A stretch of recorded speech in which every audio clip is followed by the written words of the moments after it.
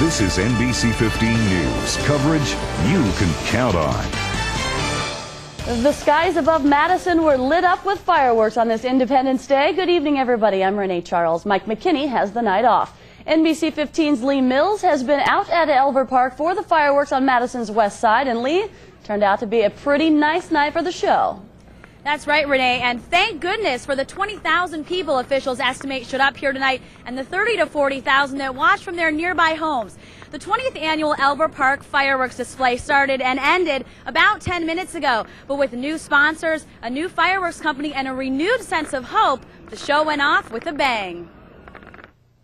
I grew up in this area, and so I'd come pretty much every year. Jim Smith, his family, and members of his church gathered at Elver Park to play baseball, barbecue, and later feast their eyes on the fireworks. Part of it is just a beautiful park to come out to. They have less crowds than Rhythm and Booms, of course, it's a really low-key, laid-back environment. But it became a much higher profile a few months ago when the city decided to cancel the show because no one had agreed to sponsor the event until Clear Channel Madison stepped up 6 weeks ago. We've had great support. The mayor's office and the Parks Department and the Fire Department and Police Department, they all held my hand for the last 6 weeks and said, do this, don't do that, and it's been a big help. Many at Elver Park today say they were upset at the thought of no fireworks on the 4th. It was kind of sad because that's what we look for. This is like a big event for Madison, you know. Everybody can come and just watch fireworks and stuff, but I was praying that it would be really nice outside. And it was. It's been just a really excellent time. I couldn't ask for anything better. Then it's such a beautiful day, and it's so peaceful, and everybody can come together, and it's Independence Day. It's something to rejoice about. At 9:25, everyone did, staring at the sky in awe of the red, white, and blue.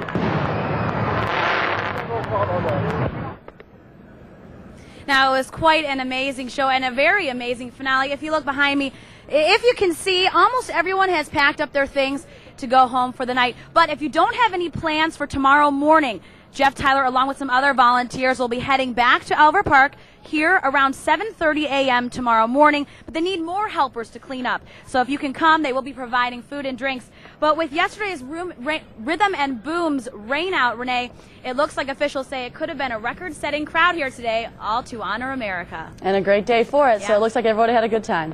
It's round one of the weekend Halloween party on State Street. Good evening, everyone, and thanks for joining us tonight. I'm Mike Johnson. Becky has the night off. For the second year in a row, local businesses are preparing for costumed chaos.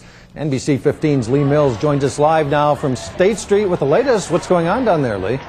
Well, Mike, it is officially the start to Halloween on State Street. A few minutes ago, I was going to say that it was pretty calm down here. I've changed my mind. In the last 20 minutes, we've had a number of people filtering down to State Street showing off their costumes. We've seen some interesting ones, and I'm sure we'll see even more interesting ones tomorrow night. But more importantly, authorities are prepared this year. In addition to measures that were taken last year, they've added mounted police. They've greased every pole on State Street, and they've turned the University Inn, which was the heart of the problem last year, to a police staging area. And that has put many businesses at ease. I don't really foresee any problem. I think that it'll be busy tonight, but I don't really anticipate any sort of problems, especially after last year. I think that the city of Madison has it under control. For the strangers who come to Madison, we are worried, but with presence of the police and all of the city officials, we are more confident that we are not going to have problem like last year. This was the scene last Halloween.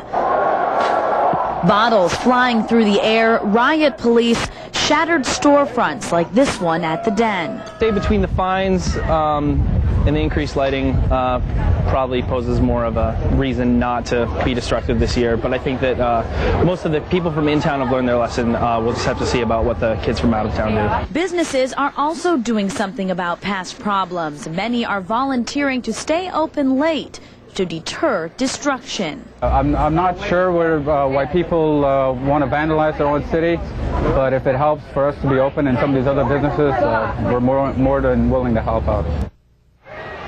Well, it seems to be a consensus that business owners are not worried that we will have a repeat of last year. But, Mike, The big question is whether the addition of stadium lights at bar time and also increased fines for alcohol violations will deter rioters from taking to the streets. So, Lee, what's the mood? Is there a larger police presence down there tonight? You know, I would have to say that I think that there is. With the mounted police, which I talked about earlier, also there are a number of police officers on foot and in vehicles. There are also more police checkpoints and areas where they're meeting. University, in which I mentioned, also Fluno Center, Lowell Hall, Courthouse. So it's calm but congested, and officers are just asking that you're safe and legal tonight. And there the police are right behind you on their horses. All right. Yep, you can see they're monitoring the situation. Thank you very much, Lee. Well, you may have seen the last of Halloween on State Street. Good evening and thanks for joining us. I'm Lee Mills. Tonight, city officials are reacting to last night's riotous end to yet another State Street celebration gone bad. NBC 15's Justin Williams joins us now live. He's in downtown Madison tonight. And Justin, first, since the calendar says tonight is the official Halloween, are police prepared for another night of unruly behavior? The short answer is yes, they are prepared, but it deserves an explanation. Madison Police Chief Noble Ray describes tonight's policing approach as an adjusted effort in comparison to the efforts of the past couple of nights down here on State Street. Police will be stationed down here throughout the State Street area throughout the evening tonight to monitor things down here, but they'll do their work tonight without the mounted units, aka the police horses, and also without those big floodlights. It ends up that tonight you do have a sizable amount of people down here, but nothing like the crowds of the past couple of nights. Quite a difference tonight, which is by comparison very different from the last couple of nights, which ended up being a lot more of the same. Halloween 2004. Halloween 2003.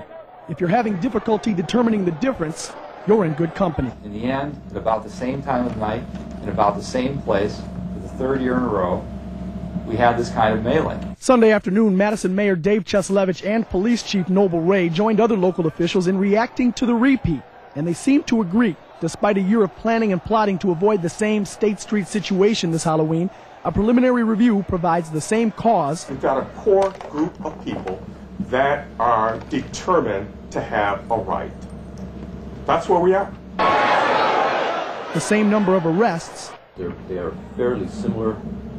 We may be slightly higher this year. And the same course of action to catch those responsible. It's just like last year. We'll assess the video, take a look at it, look at other information that we have. Despite differences in the city's approach to Halloween 2004, including a well-publicized family-friendly tone, mounted police units, floodlights, and aggressive policing strategies, Cheslevich says while those measures may have prevented a bad situation from getting worse, they simply weren't enough.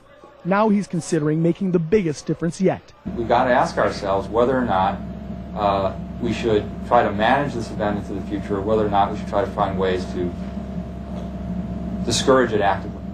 I have had enough of placing our police officers and firefighters in danger. I have had enough of the black eye these disturbances give the reputation of our city. I want to send a very clear message to everyone who came to Madison to cause trouble this weekend. Stay away next year. 'Twas the night before Christmas, and all through the house, not a creature was stirring, except for Packers fans.